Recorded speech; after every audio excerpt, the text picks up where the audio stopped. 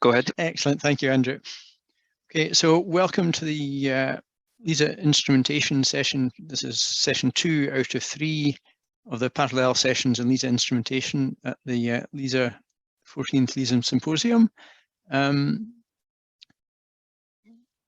One thing, once we get onto the talks, questions, in case people haven't been in these sessions before, are probably best asked in the chat. We'll also try and look at the any comments that there are on YouTube and ask those as well at the end of the session. But we'll let the presenters go through their whole presentation first before we go on to the questions. You can also raise your hand and hopefully we'll see raised hands and can ask questions that way, but easiest is probably to do it in the chat. So without further ado, let's move on to our first speaker of the session, Sveta Shah from Leibniz University, Hanover. Good afternoon, Sveta. Thank you for doing this. And I believe the title of this is LISA Data Processing, going from level 0 to level 1 data. So take it away, Sveta. Thank you. Thanks, David. By the way, I'm from Max Planck Institute for Gravitational Wave Physics, but it's okay. Right. So I hope everybody can see my screen. Good afternoon and hello, everyone. I'm pleased to give this L0 to L1 pipeline data processing pipeline talk. So L0 is the level 0 data that is downlinked, well, it's telemetered from the LISA constellation and it's processed to form the level 1 data. So level 1 data are these TDI observables, which are then further passed on to level 2 and level 3 data, which is the parameters of the astrophysical sources. And we actually have a nickname for this pipeline. It's INREP, it's Initial Noise Reduction Pipeline. So starting with the science requirements, we have at the very low frequencies, the evolution and mergers of supermassive black hole binaries at different masses. And in the mid frequencies, we have extreme mass ratio in spirals, right? So these are objects which the stellar mass objects which orbit supermassive black holes at the center of galaxies. And we also have these gazillions of galactic binaries that are made of white dwarfs, neutron stars, and black holes. And so the gravitational wave data will help us infer the masses, inclination, and distances of these sources that tell us about binary evolution. For example, the common envelope phase, which is a very short-lived phase in a binary evolution where two main sequence stars, they end up as a very compact binary made of white dwarf, neutron star, or black holes. So for details of this, I point you to Sylvia Tonin's plenary talk. And so these scientific requirements, they flow down to mission requirements. So here's this sensitivity curve again on the right plot. So each of these classes of sources can be further broken down into very specific mission requirements, and each of these mission requirements they're specifying how well the parameters need to be known so it's a minimal requirement of the LISA, so to speak, and so this cumulatively forms this this floor of the sensitivity curve of LISA. And this, each mission requirement in a sense can be mapped to space segment requirements. So this is essentially the flight hardware, what the lasers, how good the lasers need to be, the test mass, the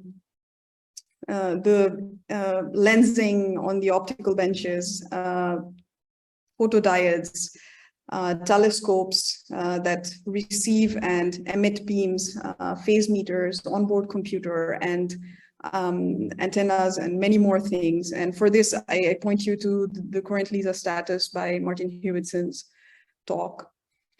So for this talk, I just want to focus on the low frequency part or low frequency requirement. So the source here is the merger of the supermassive black holes. So how can we work in tandem with the electromagnetic observers to simultaneously observe the supermassive black hole merger in both gravitational wave from LISA and the optical telescopes? So, so there is, of course, Athena, which will observe the X-rays from these sources. And this is an example that shows from a recent study, that the simulated study that shows that indeed this can work.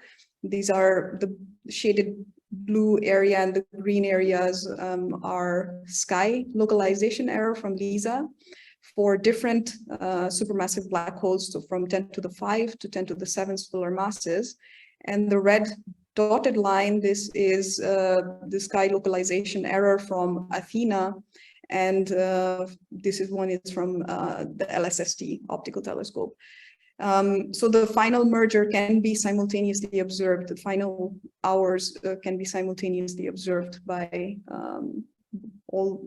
by both gravitational wave and electromagnetic observation. So before I go into the L0 to L1 pipeline, I want to briefly discuss the measurement principle to bring everybody on the same page. We have 3 spacecrafts, and one of the main measurements is the interspacecraft, the long arm measurement, or also called a science measurement. And this is an interference of the received beam, which is Doppler shifted with the local beam to produce a heterodyne signal, which has a frequency dependence. And in this heterodyne signal, if you look closely, it's the tiny phase shift that is contributed by the gravitational wave signal. And the challenge is to get this out from the L0 to L1 pipeline. So this signal, optical signal, further goes into phase meter. So that's analog. The first one is analog to digital converter that converts it into a time series. And then it goes into a so-called digital phase lock loop core. So this essentially takes the time series, decimates it to a lower frequency. So the sampling of this frequency is done at a very high rate. And what comes out of it is total frequency, total phase, also total frequency fluctuations. And there's an experimental verification of this going on with hexagons. So you will hear more about this in Kohei's talk.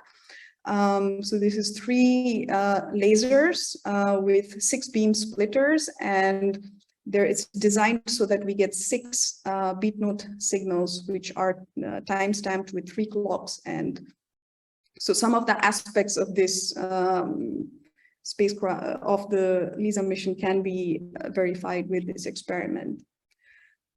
So before I show the full L0 to L1 pipeline, I just want to give a quick TDI recap. So this time delay interferometry, this essentially takes care of the overwhelming laser noise, which is 8 to 9 orders of magnitude larger than a typical gravitational wave signal at millihertz. So what's done on ground is it's the major processing algorithm that takes the long arm interferometer that I just described and 2 other interferometric measurements. So this is the test mass measurement and the reference, and it combines it to give the TDI observable. So this shows the photon paths that we have to construct for unequal arm that's not changing with respect to each other. So this blue photon path that is constructed and subtracted from the red photon path, which goes in the opposite direction. And this is the algebraic form making up these paths. And this one takes into account the relative motion of the spacecraft with each other. So the photon paths have to be longer to reduce the laser noise. So this is all covered very well in Jean-Baptiste's plenary talk. Okay, so this is the L0 to L1 main pipeline, the heart of it. We have demonstrated that it works for the mission formulation review last year. On the left side, we have all the data simulation part. So this is mostly, excuse me, this is mostly LISA node simulation of the interferometric measurements and the orbits that are given by ESA, and then this is passed on to the INREP. And in INREP, the main parts are the Kalman filter. So Kalman filter takes the unsynchronized data from the simulation, synchronizes it to nanosecond accuracies, extracts the arm length or delays to nanosecond accuracies as well. And then it passes that on to the heart of the TDI algorithm, which is reducing the spacecraft longitudinal motion and, excuse me, and the reduction to the laser noise reduction and also the secondary noise reduction. So for example, the clock noise that gives the uneven sampling also couples into the phase noise later on, which has to be subtracted in a post-processing algorithm. So the major highlight that I want to stress here about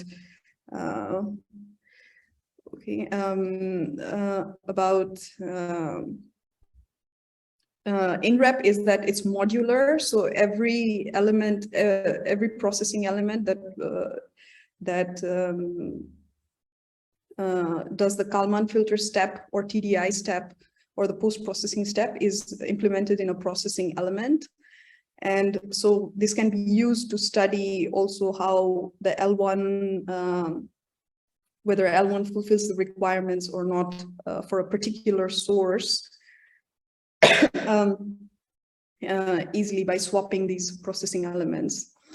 So here's a okay. So here's a result of this particular instance of INREP pipeline. We did a number of cases with increasing number of complexity in noises. So this one takes laser noise into account, clock offsets with linear drifts, spacecraft angular jitter, and DWS sensing noise for constant coupling factors, and the remaining secondary noises on test mass and a minimum level of shot noise. And this was for one day at 4 Hertz. So if you just look at the left curve here, this is in fractional frequency fluctuations, amplitude spectral density. So this is 1 picometer allocation per link that is shown for the TDI-X observable, and the blue curve has the TTL noise, and it has already been subtracted with respect to the other big noises, and this is then so for well-known coupling coefficients, this is shown to reduce to this orange curve. So all this is summarized in a technical note that we submitted last year. So that part has ignored the gaps and glitches. So in INREP, we still have to look at the effect or the impact of L1 from gaps. So there will be planned gaps, for example, of 8 hours when the antenna has to be pointed for the data transmission. There will be instrument glitches, for example, from laser cycle slips. And so so we need to develop INREP pipeline to test the impact of these kind of instrumental glitches in L1 data. And also there is already a library of glitches that's known from LISA Pathfinder. So in LISA Pathfinder, there were long-term temperature fluctuations, so that forms a type of instrumental glitch. or just micrometeoroids hitting the spacecraft. So this is an example of a glitch, a long-lived glitch, unwanted glitch in LISA Pathfinder of 2 hours. So what is the impact of this in the L1 data? This is something we have to do. And so this is Outlook. This is a pipeline very much of work in progress. And let me try to go through this a bit step by step. So this is an example that takes the real data from Hexagon into account to test the impact of glitch for low frequency source, or let's say for the combined observation of supermassive black holes from gravitational wave and Athena. So we have 6 beat note signals, like I described Hexagon very briefly before. These beat note signals, they are in the range of 5 to 25 megahertz because of the Doppler shifts of the spacecraft. So this is designed to give these signals at these frequencies. And then these are time-stamped with clocks. Actually, there's 3 independent clocks already implemented. And so there's the error from the laser that's being used. There's error from the clocks that's being used. This goes into the phase meter, right? So this is a conversion at very high rate to time series, and it's decimated in a few steps to produce the downlink phase data. So these errors will go through all of these processes. And so these non-Gaussian and non-stationary noise will also be affected by the filter. And so this will be passed on to the Kalman filter. So the first step there to do is that we need to convert the raw measurement that comes out of phase meter. Actually, it comes out in voltages. So we need to convert that to phase, look at the effect, what Kalman filter does to that, synchronize all these beat note signals to one of the clocks, and then append these real-time data. So this is the differential laser frequency noise we get from Hexagon, differential timing noise that we get from Hexagon, and append that with noises that is simulated from these nodes. So delay is the first one, which we can't simulate on or experiment on ground yet. There's Sveta, sorry to interrupt briefly. You're pretty much out of time. If you could wrap up fairly quickly, please. Okay, sure. So this then goes into the further already existing processing elements of INREP to produce the TDI observables, which will be then given to the low latency alert pipeline, so they can alert, they can make their plans to alert the optical counterparts. So I think in the interest of time, then I'll skip this. This is important. So this is the current formation of the INREP team. We have Jakob, who is a system engineer from ESA, Alcione, who has done calibrations on Gaia and Euclid, and has taken on to look at LPF glitches for LISA. Karsten, who is software engineer, Uwe, who is LISA science operations study leader, Niklas, who is a PhD student in AEI, looking at doing Kalman filter studies, Martin Stab, he's studying, he's doing this, leading the studies of TDI ranging, and I point you to his talk tomorrow. Nargis, who is interfacing the experimental data from Hexagon to INREP. Tim, who is the software engineer. Okay, so that's all. I'll stop. Excellent, Sveta. Thank you very much for that. We have a little time, not very much time for questions, I'm afraid. You can also, of course, put questions directly to Sveta by email or in the chat anytime during the rest of the session. So I'm not seeing any questions at the moment. I had possibly one or two from myself. One was what is the sort of latency of actually processing the data to actually getting your level 1 data? What is the latency of? The time delay essentially between the signal first arriving at the spacecraft, as it were, and the processing happening and you producing level 1 data.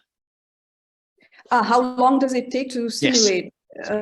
Yeah, so the MFR pipelines that we ran, that took in the order of a few hours. So the longest processing time is actually Kalman filter that iterates over the data to synchronize the data. Okay, that question that's just come in on the chat, what is the planned gap for? The planned gap is for relaying, communicating or transmitting the data from the spacecraft to ground. Okay, thank you. I think in the interest of time, we'll cut the question short there. But again, thank you very much, Sveta, for a very useful introduction to the whole data processing pipeline. Our next talk is Kenji Numata from the NASA's Goddard Space Flight Center. Kenji, yeah, excellent, thank you. And this is going to be on the development of the US, the laser system for ESA is being developed by the US. So Kenji, on you go, thank you. Oh, can you hear me? Absolutely, yes, that's fine. Great, thank you, Dave. So I'll talk about the laser development status in the United States.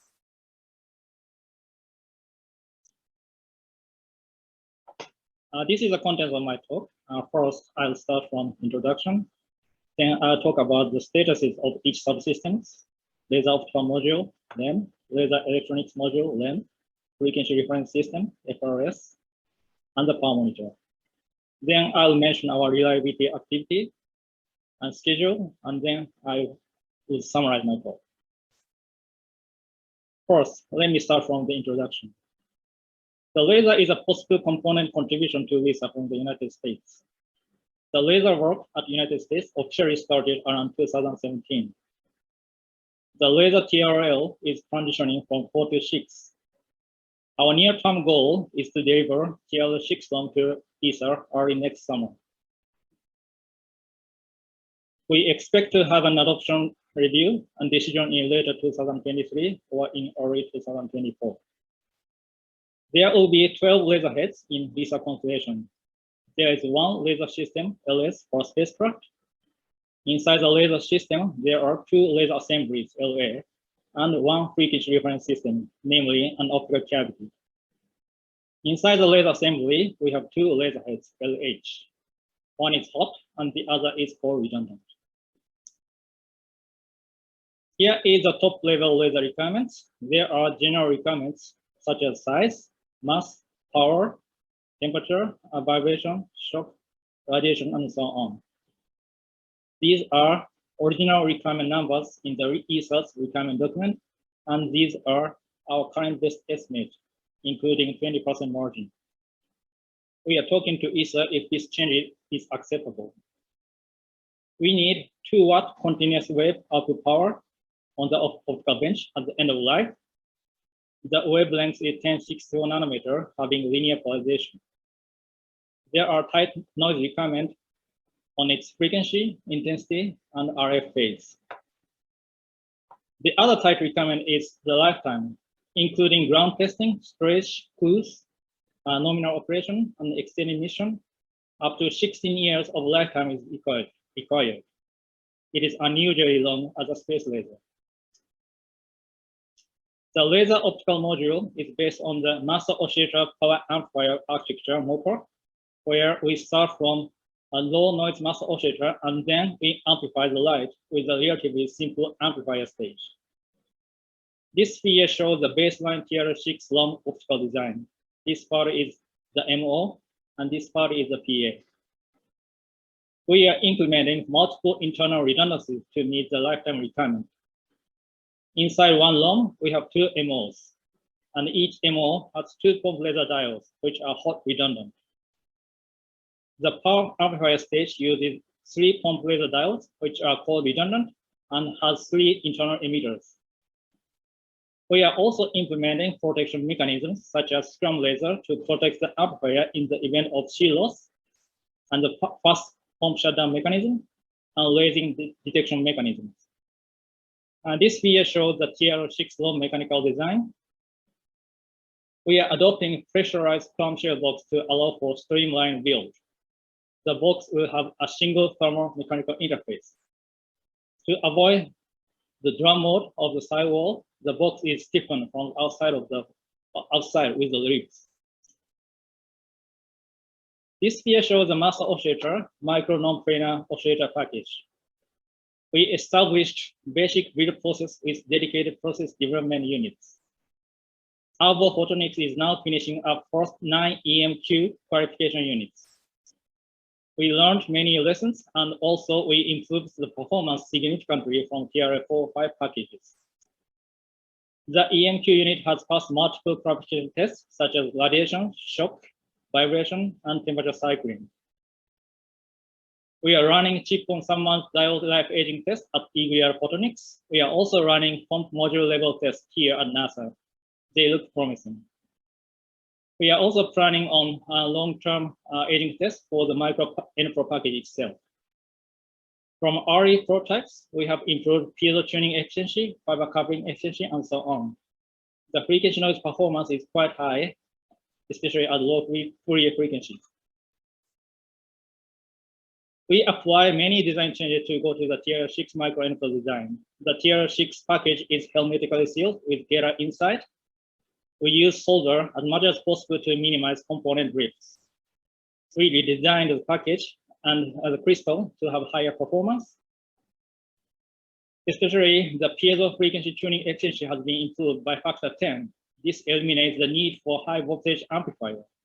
You can find the details of it in Tom Kane's recent proceedings paper. We are now using dual loop T sheets for the pump diode for redundancy against T sheet paired loss. We have also performed intensive numerical modeling of the package. Albo Photonics has delivered 9 EMQ units to us, and they are going to build number 8 and 9 packages next month. We apply some final changes such as piezo, PZT metallization, and mirror shape to ensure higher reliability. This figure shows output power of the EMQ unit, where over 300 milliwatt power in fiber is demonstrated. The power amplifier is built by Fibertech, and they have delivered 3 TRF4 ETU units by last year. The PA design passed the critical design review about 4 months ago. The TR6 EMQ design has been completed, and the first EMQ unit has been delivered to NASA for evaluation. It has improved off-mechanical design. The scrum laser and detector boards were designed and built. Currently, the EMQ unit is being used for additional data collection. The amplifier unit has passed the vibration test and temperature tests. Those tests were done at component level as well. And thermal and mechanical analysis have been completed, and the optical numerical modeling has been done for the amplifier. We have an ongoing separate reliability activities such as accelerated life tests and process development activity as well. The PA power amplifier is a 4-pump amplifier with 10 micron double-clad gain fiber, having 3 pump laser diodes. The original mechanical design was taken from CubeSat laser terminal, having 10 centimeter by 10 centimeter in size. We applied several changes to go to the TR6 design. We are now coupling the scrum laser into the core of the gain fiber, added 4 additional optical power monitor channels, 3 pump power monitor channels, 2 backward monitor channels at different wavelengths. We also added compact fiber feed-through to ruggedize fiber input and output. We also changed the pump diode bender from IPG to a coherent based on our experience with another space mission. Right now, Fibertech is looking into a longer gain fiber to have higher robustness against lasing and a single latch-up event. And we have been keeping the split amplifier concept as a backup option. The RF phase noise in amplifier is a key noise parameter as it directly limits the LISA performance. We realized any 2-watt amplifier cannot meet the baseline requirement, which is simply allocated for 1 picometer per hertz length noise. So right now, a new requirement is being discussed based on our measurement.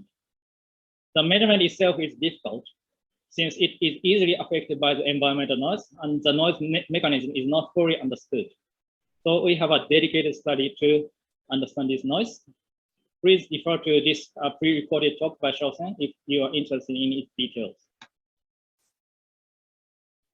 We selected other mobile components that have previous spaceflight heritages as possible. They include fiber couplers, monitor diodes, pressure sensor, gator, and so on. Other components such as high power isolator, phase modulator, and optical switches are being clarified. The high power isolator is a custom magnetically sealed isolator. Our DPA shows some concern, so we are doing more tests and looking into a more compact isolator from a different vendor.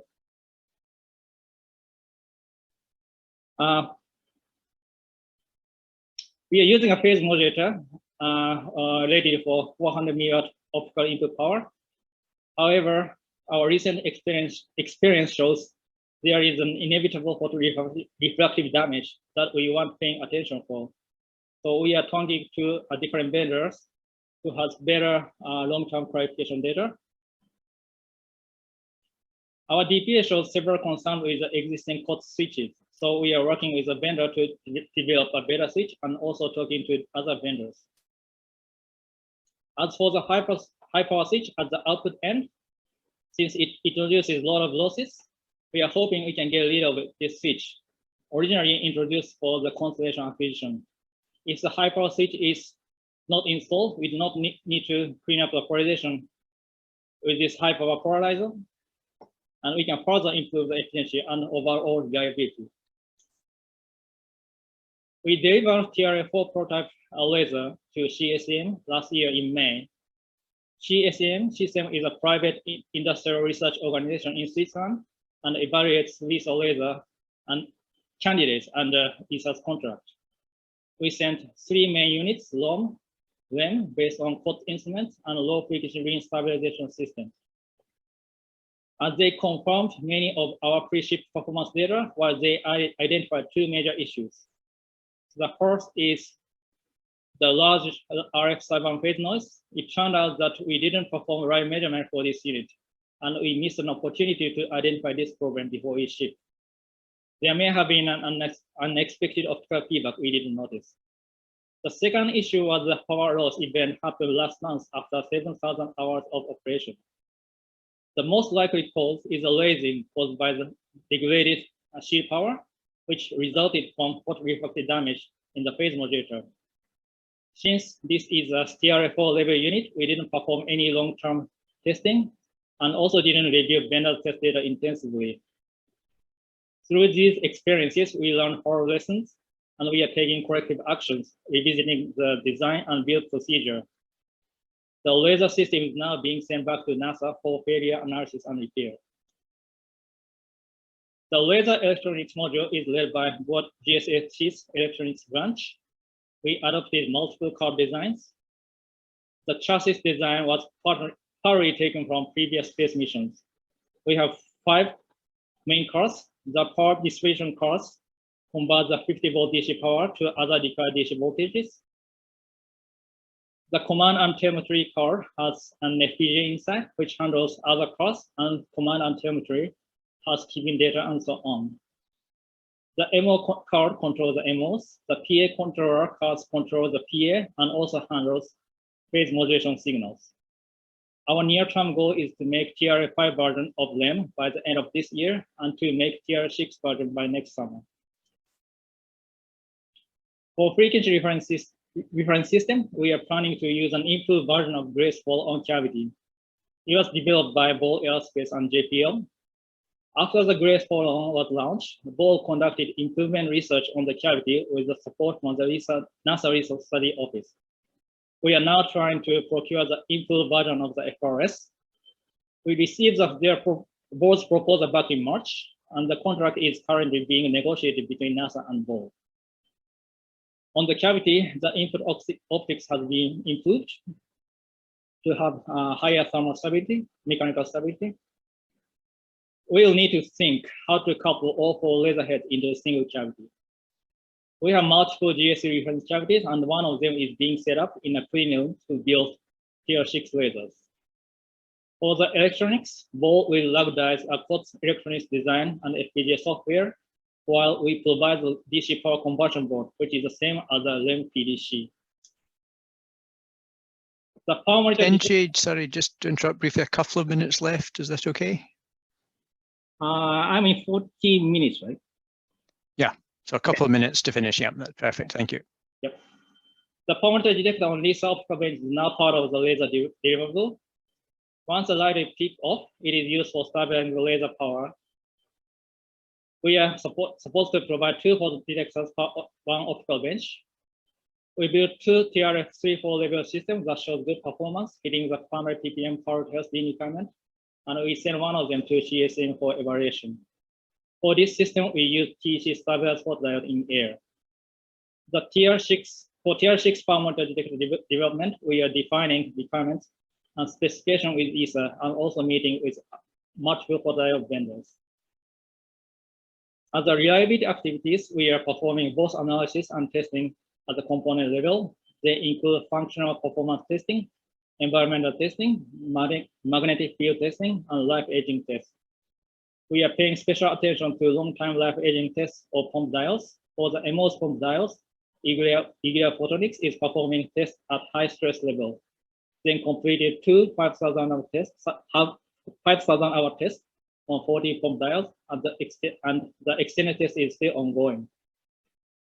We are also performing low to mid stress long-term drive tests at pump submount level. The PS pump diode have been tested for other missions under slightly different requirements, so we started new tests for research. ESA is also testing the same pump diode. This table shows our development schedule up to TR6 before the flight model. TR6 LOM is on target to be delivered early next summer. We expect to build first EMQ LOM by the end of this year.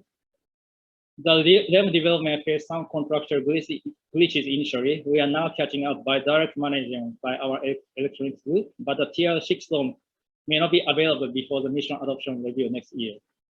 TR6 FRS delivery may slip depending on when the contract to Board will be awarded. In summary, we are working on TR6 laser development and making key advancements. The lessons learned from TRF4 LOM will be fully incorporated into the TR6 LOM designs. We are continuing performance on the environmental tests, taking special care for some special areas such as RF server phase noise and pump diodes. The laser reliability is a key for the success of LISA, and we need long lifetime, ongoing reliability activity. Based on the aging test data, we will continue monitoring aging tests of components, subsystems, and laser systems. And finally, we'd like to acknowledge the support from the NASA PCOS office and vendors such as Comchem, Photonics, and Hyper. That is all. Excellent. Thank you very much, Kenji. That was an impressive amount of work you've covered in a very short time there. Thank you. Time for a couple of questions. One question that came in the chat already, and it might actually be many questions wrapped up in one, is in terms of, you said at various points about accelerated lifetime testing for lasers and amplifiers and other parts of the system. Is that done at higher than usual operating powers or higher temperatures? You know, what sort of speed up factor do you obtain, and what sort of stresses are you putting on to accelerate the testing timescale, as it were? Okay, so we are running multiple tests. For example, for the mass oscillator, and this vendor is performing the test at accelerated current and temperature.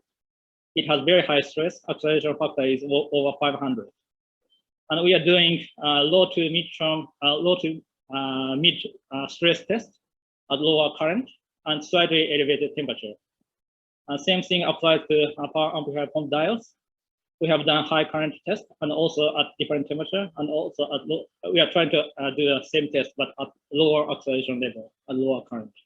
I hope that it answers the question. I think so, yes. I mean, I'm slightly curious myself as, how much overcurrent are you testing at? In terms of factor, so in this case, we the pump current is accelerated 3 times compared to the normal use, and in this case we accelerated about factor 1.5 or so. And in terms of temperature in Celsius, this is about 2 times, and this is about 20% or so, something like that. Okay, thank you very much for that. I'm not seeing any other questions, and in the interest of time, again, people feel free to put questions into the chat even after we're moving on to the next talk.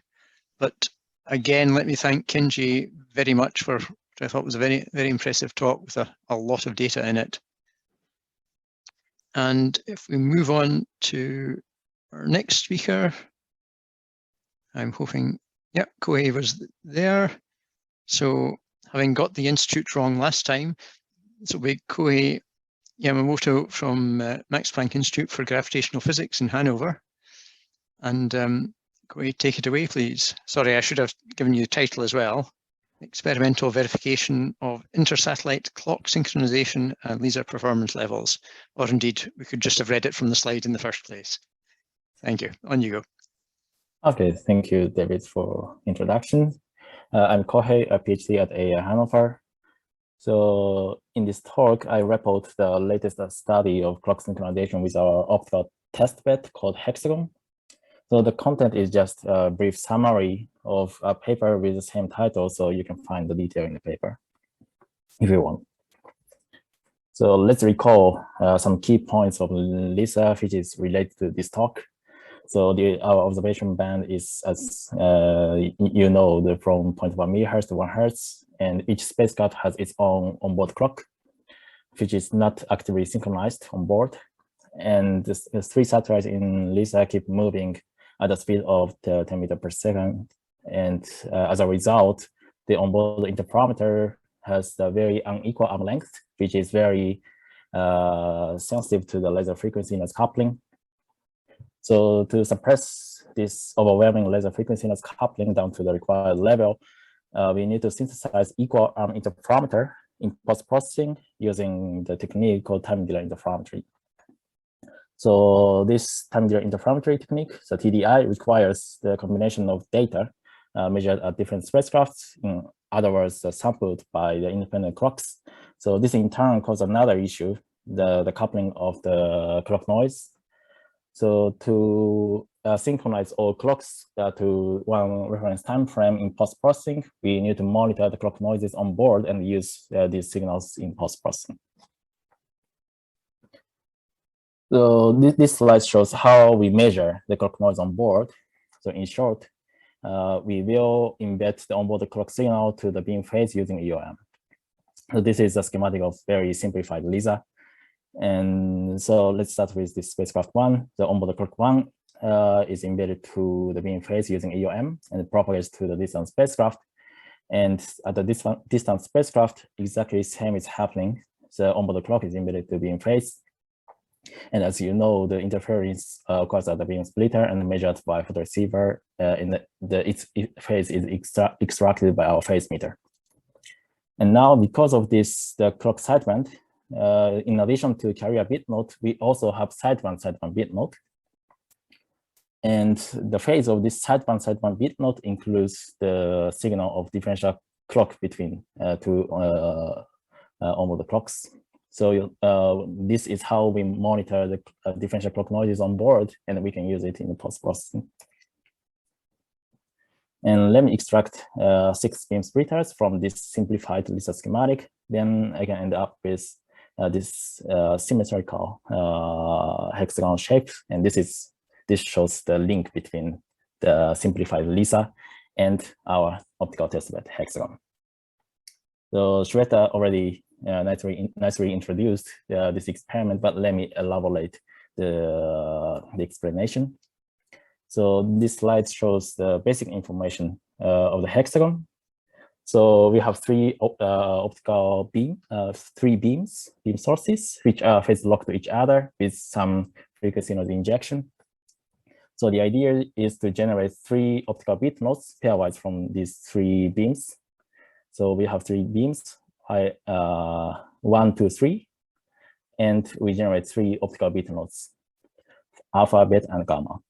So alpha is equal to 1 minus 2, beta is 2 minus 3, and gamma is 3 minus 1. And what we can actually measure is this prime value, prime phase after applying the epsilon operator. So this operator represents phase extraction with photoreceiver and phase meter. And in post-processing, we can make this new combination, which is called 3-signal combination.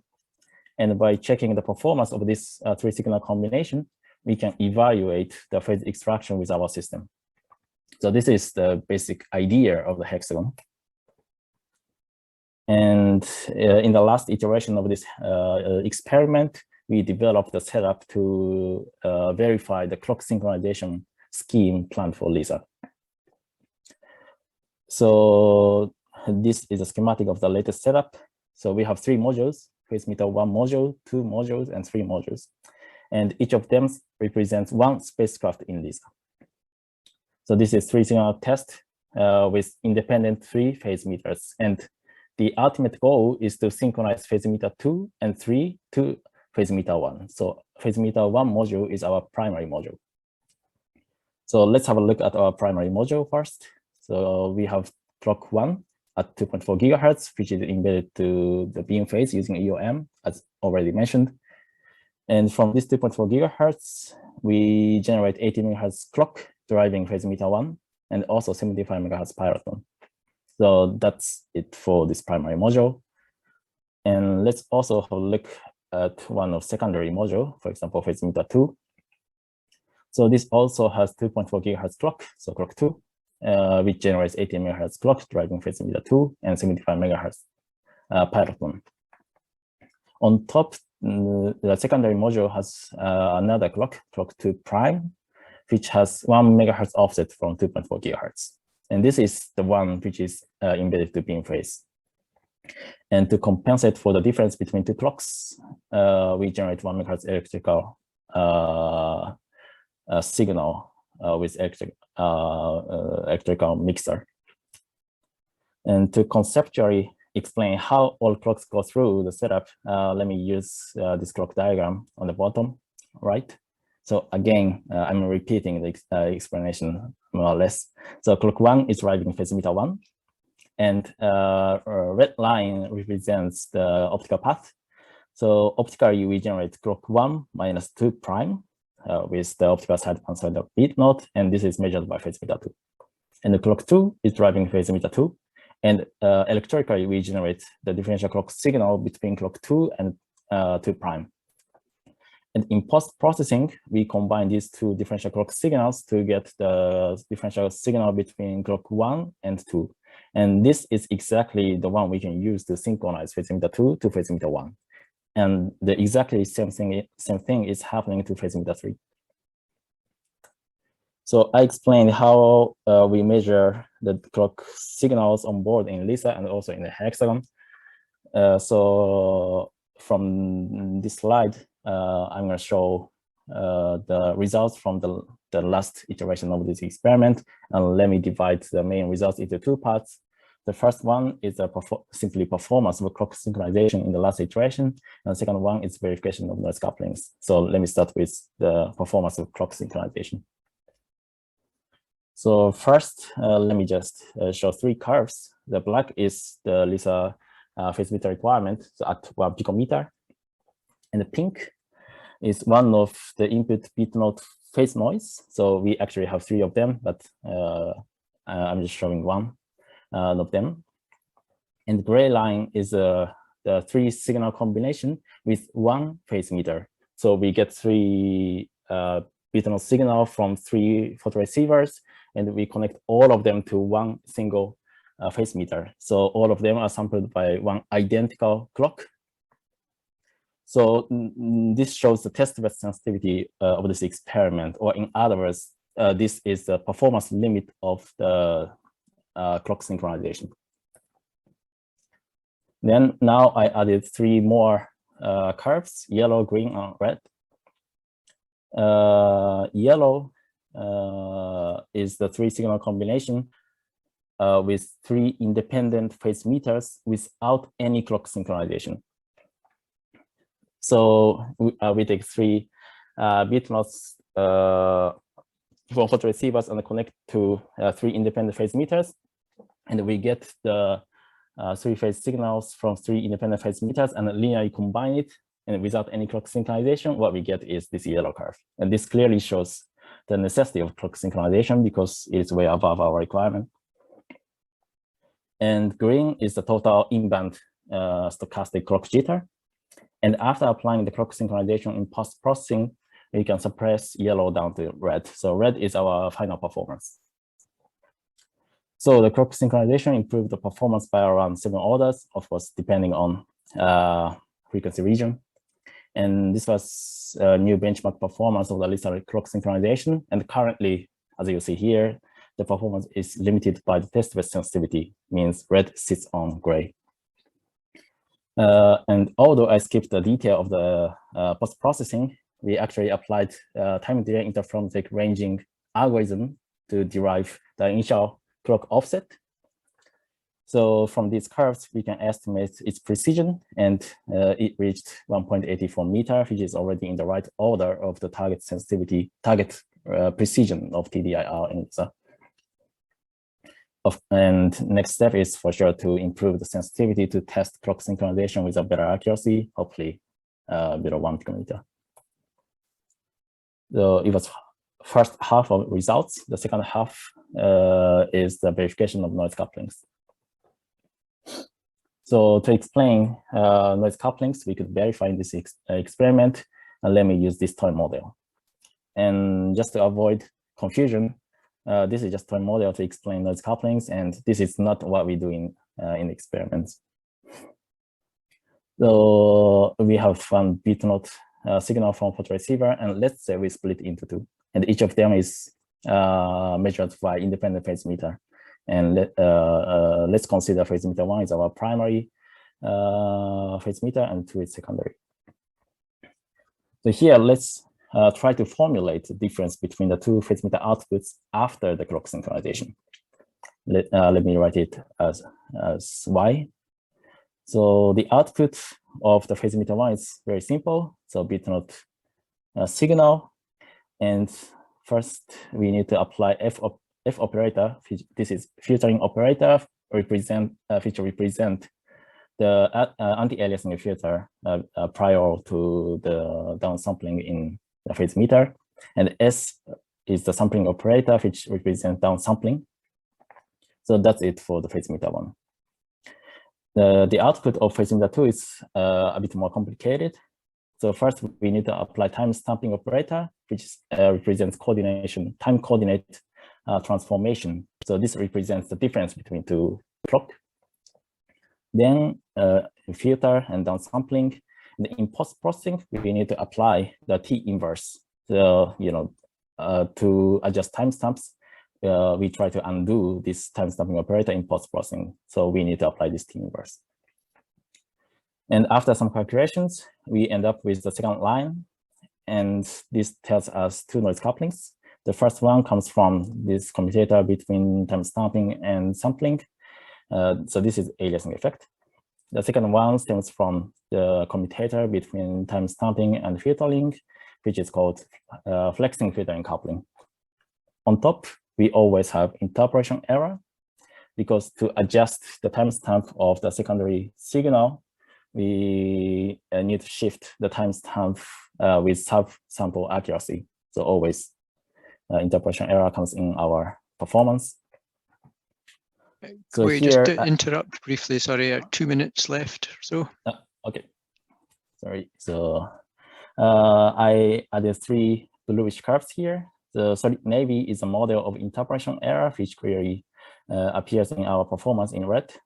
And dash dot is a model of flexing filtering coupling, which also appears as a small bump around 1 Hertz. On top, to demonstrate aliasing effect, we repeated exactly same measurement with different order of anti-aliasing filter, so-called CSC filter. So dashed red is the result with second order CSC filter, in which we can clearly see the aliasing effect at high frequency. So dashed light blue is the aliasing model of aliasing effect. And with the higher order CSC filter, we get the solid red, and we could suppress the aliasing noise below the performance limit. And this was the first experimental verification of 3 noise coupling stemming from clock synchronization scheme and TDI. So here is summary. So the hexagon are being developed, and the clock synchronization was demonstrated and reached the new benchmark performance with TDI-R algorithm, and 3 noise couplings were first verified with experimental data. And the coming updates is to implement the pseudo-random noise ranging. And for this, I'm giving separate pre-recorded talks. So if you're interested, you can watch it. And here I list some relevant talks. Yeah, that's it from my side. Thanks. Excellent. Very, very impressive work and very impressive timekeeping as well. Thank you.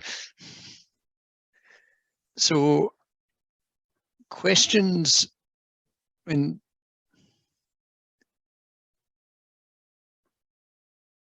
sorry, I'm being told off for not starting my video here. A question I have, which is possibly a slightly unfair one. I mean, it's very impressive the results you're getting. What stops what's limiting the fundamental performance? I mean, your fundamental performance limit, yes, is very close to the LISA requirement, but it's not quite there. So as a physicist, it's not, gosh, you've done really well, but why aren't you doing even better than you're doing? Yeah. So it is very natural question. So from our separate experiment, electrical test, we are confident that this is not the noise from phase meter itself. And our last noise investigation suggested that it comes from something optical. And my personal guess for now is it is related to something depending on the laser power, like stray light or polarization. This is my current guess, but to be very honest, I couldn't identify the actual noises in the last iteration. But this is left for the next iteration. It's current speculation. Yeah, fair enough. And another question from, again, this is from me, is I'm trying to formulate the question properly. You have the clocks, and eventually you put the clock signal essentially onto the laser light. You modulate it onto the laser light. What are the sort of requirements and the stability of that system, from clock signal to phase signal on the laser light, and what's the main limiting thing there, or is that not really a problem for you? Main limiting noise source. So it would be different between hexagon and LISA because of some different experimental setup. In LISA, in my understanding, the expected limiting source comes from a laser amplifier. So in LISA, the laser amplifier comes after the EOM, and some separate noise investigation reveals that this amplifier causes dominant noise for the modulation. So this is my understanding. Excellent. Thank you very much for that. I'm not seeing any other questions coming up in the chat. So with that, I would like to thank all 3 speakers from the first part of the session. Thank you, Sveta, Kenji, and Koei, for some very interesting and impressive talks. And we will now have a 15-minute pause and restart at 1/4 the hour for the final 3 talks in this session. Again, thank you all to the speakers so far. It's been an excellent session.